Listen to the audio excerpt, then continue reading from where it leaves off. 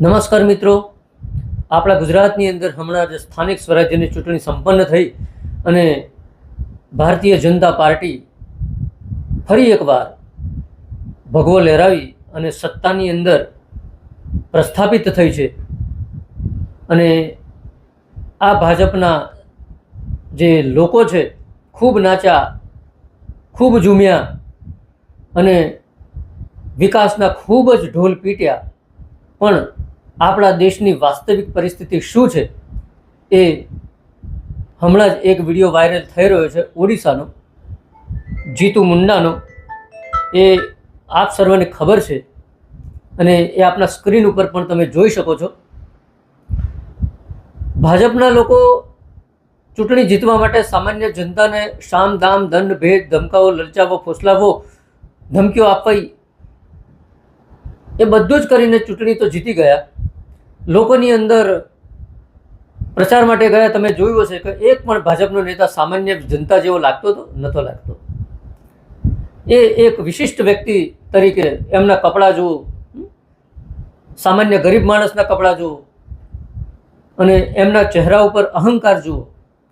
ને આખા દેશની અંદર જે વિકાસનો ઢોલ એમણે પીટ્યો અને વિશ્વની અંદર ભારત એક 5મી અર્થવ્યવસ્થા હોવાનું જે દંભ રાખે છે, વિશ્વગુરુ હોવાનો જે દોડ કરવામાં આવે છે અને સર્વજન સુખાય સર્વજન હિતાયનો જે આપણે ઢોંગ કરીએ છીએ, સબકા સાથ સબકા વિકાસ અને સબકા વિશ્વાસની જે પોકળ વાતો કરીએ છીએ આપણે, અને એનો ફાટેલો ઢોલ આપણે પીટતા રહેલા છે. આપણે મીન્સ કે ભાજપના લોકો પીટતા રહેલા છે, કારણ કે ભારતની અંદર પણ સરકાર ભાજપની છે અને ગુજરાતમાં પણ સરકાર ભાજપની છે. વિશ્વની અંદર આ જે વિડીયો તમે જોઈ રહ્યા છો એ વિશ્વની અંદર ભારતની વાસ્તવિક આર્થિક પરિસ્થિતિ મૂકી દીધી છે. વિશ્વએ આ વિડીયો જોયો છે. ભારતની અંદર જે આર્થિક પરિસ્થિતિ, જે કથળતું એનું સ્તર છે, એ આખા વિશ્વએ જોયું છે. અને વિશ્વએ એ પણ જોયું છે કે ભારતના કહેવાતા લોકતંત્રમાં જે સત્તાધિકારીઓ છે એ સત્તાધિકારીઓ કેટલા અડિયલ સ્વભાવના છે, કેટલા જો હુકમી છે અને ગરીબો પ્રત્યે એમના મનમાં કેટલી ધૃણા છે અને એમનામાં સંવેદનશીલતા મરી પરવારી છે, એનું જીવતું જાગતું ઉદાહરણ આ વિડીયો છે. મિત્રો, આ વિડીયો એ ઓડિશાના એક જીતુ મુંડા નામના વ્યક્તિનો છે. અને એ પોતાના ખભા ઉપર એ જીતુ મુંડા પોતાની બહેન કાલરા મુંડાનું શબ લઈ અને બજાર વચ્ચેથી જઈ રહ્યા છે. એ ક્યાં જઈ રહ્યા છે? તો બેંકમાં જઈ રહ્યા છે. શા માટે જઈ રહ્યા છે? તો બેંકની અંદર એમના બહેનનું ખાતું હતું, એની અંદર 19,300 રૂપિયા હતા. એમણે એમના ભાઈને કીધું હતું કે ભાઈ તું આ પૈસા મર્યા પછી તું ઉપાડી લે છે. જીતુ મુંડા ગ્રામીણ બેંકમાં જાય છે. બેંકની અંદર અનેક ધક્કા ખવડાવવામાં આવે છે, મરણનું સર્ટિફિકેટ માંગવામાં આવે છે અને જીતુ મુંડા જેવા ગરીબ માણસ માટે આ મરણનું સર્ટિફિકેટ લેવું એ એક મોટા ગિરી પર્વત ઉપર ચડવા સમાન હતું, હિમાલય સર કરવા સમાન હતું એમના માટે. અને અનેક પ્રકારની માંગણીઓ કરવામાં આવી, એ પૂરી ના કરી શક્યા. અંતે એમને વિચાર આવ્યો અને અંતે એમની જોડે એક જ ઉપાય રહ્યો. મિત્રો, એ પોતાની બહેનની કબર ઉપર ગયા, કબરને ખોદી એમાંથી બહેનનું હાડપિંજર કાઢ્યું, હાડપિંજર પોતાના ખભા ઉપર નાખી અને એ બેંકની અંદર જાય છે અને બેંકને બતાવે છે કે આ મારી મરેલી બહેન છે. મિત્રો, આ ઘટના ભારત માટે ખૂબ જ શ્રમજનક, ખૂબ જ ક્ષોભજનક અને આપણે શ્રમથી આપણું માથું ઝૂકી જાય એ પ્રકારની છે. આ ચેનલ ઉપર કાયદાની જાણકારી માટેના વિડીયો મુકાય છે, બીજા પણ વિડીયો આમાં મૂકીએ છીએ. પણ દુઃખની વાત એ છે કે લોકોને પોતાના જ કેસની પડી હોય છે. પોતાના કેસની માહિતી તમે દેવસ્થાનની નામી જુઓ કે અનેક ધારાની જુઓ, એના વિડીયો જોવા છે. આપણે નિઃશુલ્ક પૂરું પાડીએ છીએ. હું મારા વ્યૂઝ માટે વિડીયો બનાવતો નથી, લોકોની સેવા માટે બનાવું છું. પણ આ પણ એક જાતની સેવા છે. આવા વિડીયો જોતા નથી અને સ્કીપ કરીને આગળ વધી જાય છે.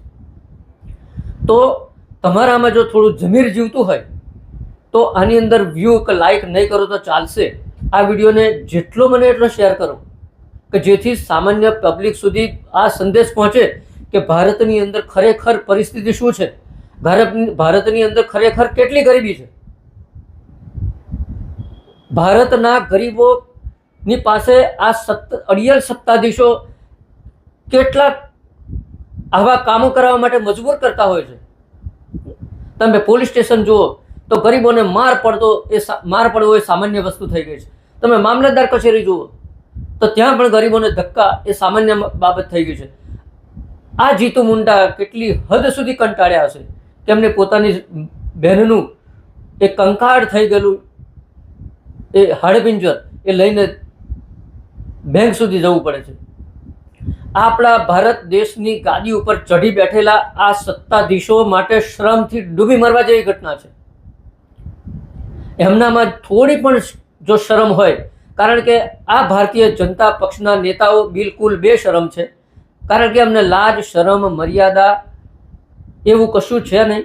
અને એનું ઉદાહરણ રાજનાથ સિંહે કહ્યું હતું કે અમારી પાર્ટીમાં ગમે તે થાય રાજીનામા થતા નથી, એટલે એ લોકો બેશરમ છે. છતાં પણ આપણે થોડી ઘણી એમની પાસે અપેક્ષા રાખીએ કે થોડી ઘણી પર ભાઈ તમારામાં લાજ શરમ હોય. અમે તમારી પ્રજા છીએ, તમે અમારા રાજા છો, તમારામાં લાજ શરમ હોય તો ભવિષ્યમાં આવી ઘટના ના બને એનું ધ્યાન રાખો. તમે સત્તાની મદની અંદર તમે છાકટા બન્યા છો એ સૌ જાણે છે, પણ એટલા છાકટા ના બનો કે ભારતની છબી વિદેશની અંદર ખરડાય. તમે એટલા નિર્દયી ના બનો કે જેથી ભારતની જનતાનો વિશ્વાસ તમારા ઉપરથી ડગી જાય. તમે એટલા કઠોર ના બનો કે આવનારા સમયની અંદર લોકો તમને જાકારો આપે.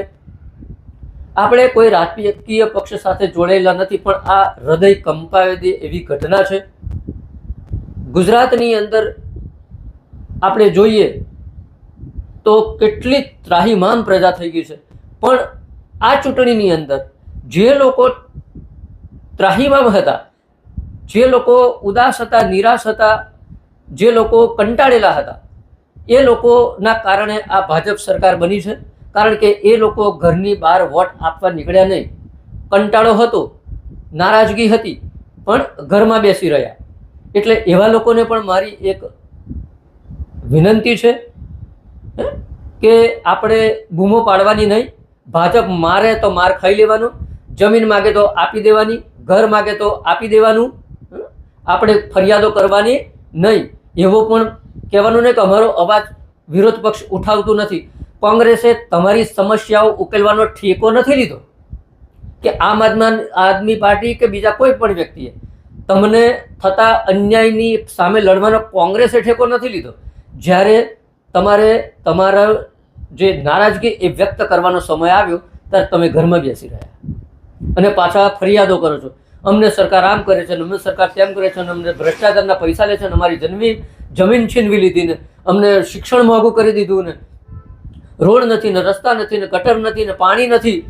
આ બધી સમસ્યાઓ તો રહેવાની જ ભાઈ, કારણ કે તમારા જેવા ડરપોક માણસો નારાજગી હોવા છતાં ઘરમાં બેસી રહે, વોટ આપે તો આ બધું થવાનું.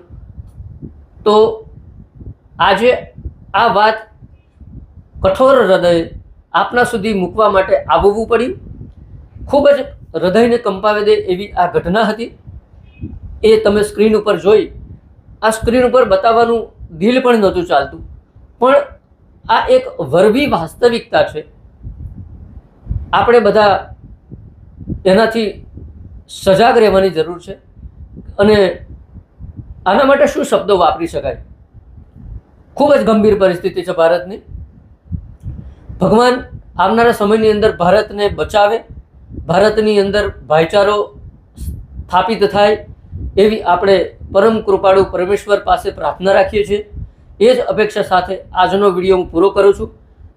આ વિડીયો ગમવાનો કોઈ પ્રશ્ન નથી, ગમે એવો નથી આ વિડીયો.